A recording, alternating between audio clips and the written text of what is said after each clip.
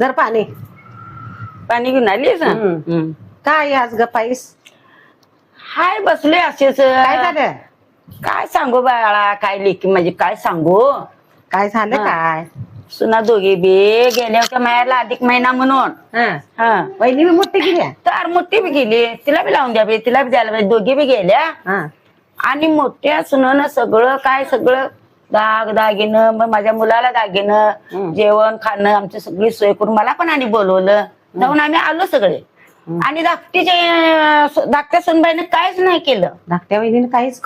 केलं नाही म्हणून दादाला नाराज बोलवलं आहे. नाही बोलवलं दादाला ओवाळणीला पण बोलवलं नाही बोलवलं आणि काय केलं आलाय काय होते जावायस करायला पाहिजे का नाही बाळ सांग बघू आणि काय केलं नाही आणि त्याच्यात आता मी चालू नाराज मला बरं वाटलं नाही ते मग आता तू एक काम कर आई हा काय करू सांग बाळ तुला दागिने घातलीस का नाही हा. ते सगळं दागिने काढून घे हो हा तुझं आहे ते काढून घे तिच्या आईचं आहे ते तिचं ते काढून घे असं करू तुझ्या आईची किंमत कोणते दागिने तुलाच घातलीस म्हणून मिरवत्यात ते काढून घे बर बर बर हा करते तसंच करते आता तसंच करते बाळ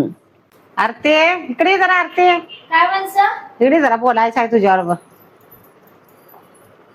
काय कधी बाहेर असणार आलीस 2 दिवस झाले मग काय काय बोवाळणी काय तोंडा महिन्याचं काय द्यायला काय नाही 8 दिवस राहून आले मग राहायला जेवायला गेलीस का काय काय मिळत नसल्यावाने जावायला काय वाहन बिन करायला नाही पण आमच्या आई वडिलांची परिस्थिती गरीब अगं आहे. परिस्थिती गरीब असली तर बी लई थोडं करायला पाहिजे का नको एवढं तुझ्या आईला समजते का नाही का लेकीला बोलवायचं तेवढं बोलवून द्यायचं तेवढंच कळते तुझ्या बाबा आई म्हणजे पॅरलेस झाले मग बाबाला पॅरेलस झालाय म्हणून बाहेर जायचं राहत नाहीत कोण 2 महिना काय एकदा सारखा येतोय एकदाच येतोय की 3 वर्ष एक वेळेस मिळते हा? एक वेळेस मिळत नाही औषध गोळ्याला पैसे मिळत नाही तर स्वप्न मोठी मोठी तुझी आई आणि तू बघतास आहे माझ्या आईनं मला केलं का नाही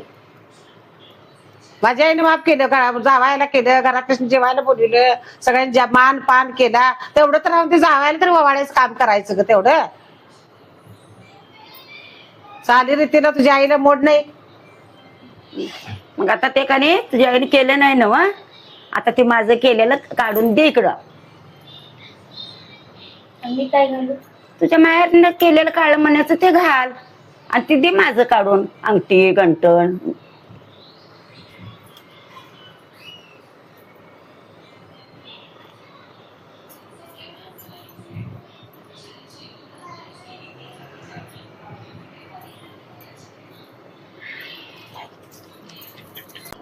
जर माझे आई वडील श्रीमंत असते